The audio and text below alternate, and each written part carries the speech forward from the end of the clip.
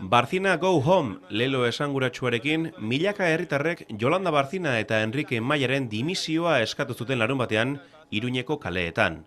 Oposizioari alderdikariak bazter uzteko eta parlamentuko gehiengoa UPN gobernutik kanporatzeko baliatzeko eskatu diote.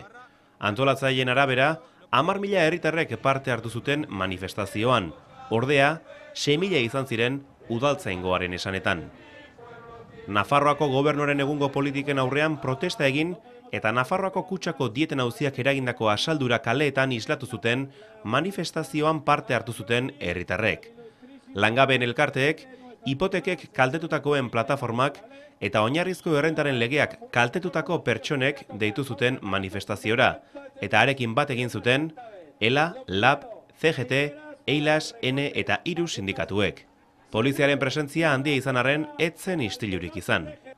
Bestalde, Nafarroako parlamentuko mailak eta bozeramaileen batzordeak gaur egin dute Yolanda Barcina, Nafarroako gobernuko presidentearen aurkako zentsura mozioa bozkatzeko tramitea, eta data jarri diote.